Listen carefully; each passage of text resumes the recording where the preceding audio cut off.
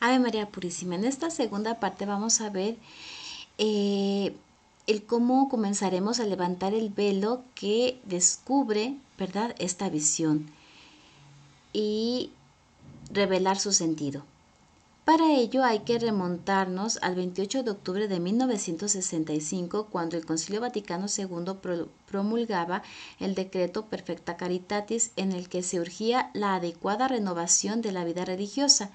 En este decreto se establecía que la adecuada renovación de la vida religiosa comprende a la vez un retorno constante a las fuentes de toda vida cristiana y la primigenia inspiración de los institutos y una adquisición de estos a las cambiadas condiciones de los tiempos. Esta renovación ha de promoverse de acuerdo con los principios siguientes. Reconózcanse y manténganse el espíritu y propósito propio de los fundadores, así como las santas tradiciones, todo lo cual constituye el patrimonio de cada instituto. En las normas que acompañan el decreto se establecía: procuren los institutos religiosos un conocimiento genuino de su espíritu primitivo, de suerte que conservándolo fielmente, al decidir las adaptaciones, la vida religiosa se purifique de elementos extraños y libre de los anticuados. Normas número 16, número 3.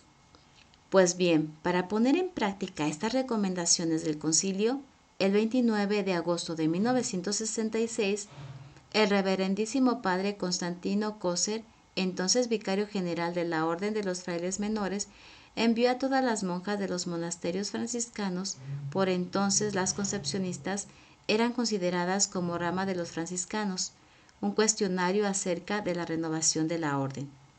La respuesta que tuvo que redactar para este cuestionario será la ocasión para que la Madre Mercedes aflore el primer atisbo nítido de su misión relativa a la renovación de la orden, al conjugar los principios del decreto conciliar leídos desde la añoranza anteriormente aludida de una espiritualidad propia de la orden concepcionista con el núcleo de lo que había sido su intuición original acerca del carisma de Beatriz de Silva. Ella lógicamente concluiría que el retorno constante a las fuentes de toda la vida cristiana y a la primigenia inspiración de los institutos que pedía el decreto conciliar para las concepcionistas consiste en vivir el carisma de Beatriz de Silva y no el carisma de Santa Clara. Pero hay algo todavía más decisivo en la progresiva toma de conciencia de Sor Mercedes sobre este peculiar: la invitación del concilio a que reconociese y mantuviese el espíritu y finalidad propio de los fundadores se constituyó para ella en la primera percepción de la tarea para la que Dios la había venido preparando, es decir, fue percibido como una llamada urgente para hacer lo que estuviera en su mano, en orden al reconocimiento de Beatriz de Silva como su genuina fundadora y para dar a conocer su espíritu y el propósito de su fundación.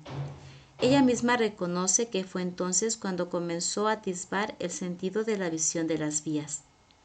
Sin temor a caer en el exceso, podría ser considerado como el kilómetro cero de largo recorrido que había de realizar el tren de la renovación.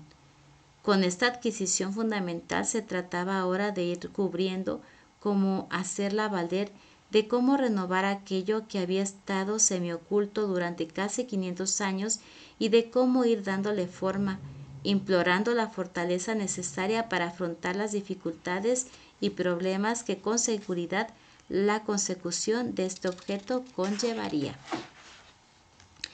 En las respuestas del monasterio de Alcázar al cuestionario remitido por el padre Coser, redactados por la Madre Mercedes, se puede observar los primeros pasos con los que comenzó a dar forma a lo que desde hacía tiempo estaban bullendo en su espíritu.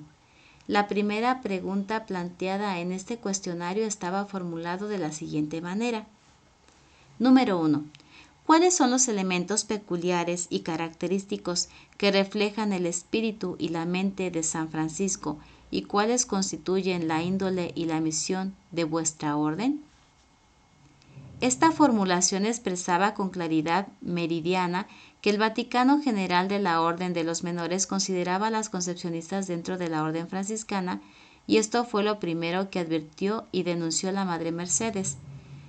Si se trataba, como pedía el concilio, de fomentar el espíritu propio de la orden, en el cuestionario no se hacía referencia a la que por entonces Beata Beatriz de Silva, y así a San Francisco, es decir, se silenciaba a la fundadora de la orden concepcionista.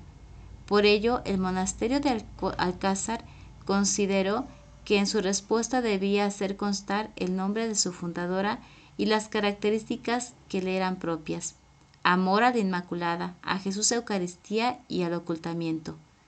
De igual manera, juzgaron hacer constar la índole y misión propias de la orden: santificación de sus miembros, expansión del reino de Dios, observando los 4 votos, oración, penitencia y ocultamiento.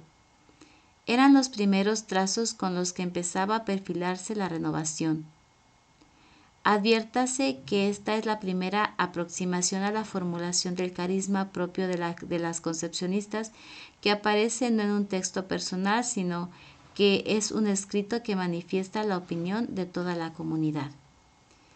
Para debatir y decidir sobre las respuestas dadas por los distintos monasterios de la Federación, fue convocada por el padre asistente de la Federación Concepcionista, Fray Patricio Botija Ángulo, franciscano, para el día 1 de septiembre de 1967 en Toledo, una reunión de Asamblea Federal, constituida por la Reverenda Madre Presidenta María Ana Alberdi, sus consejeras y 2 vocales de cada monasterio en representación de los mismos. Las 2 vocales que fueron de Alcázar expusieron su desacuerdo con la primera cuestión antes referida, a la vez que solicitaban que toda la asamblea se pronunciase al respecto sobre si el carisma concepcionista debería hacerse derivar de San Francisco o más bien solo y exclusivamente de la Beata Beatriz de Silva. Esta respuesta fue desestimada por el padre asistente. Sin embargo, la semilla ya estaba sembrada, pues a partir de entonces todos los monasterios comenzaron a desplegar un movimiento de intensa reflexión en torno a la originalidad del carisma de nuestra Madre Beata Beatriz de Silva. Bueno, aquí terminamos esta parte y mañana continuamos. Dios te bendiga.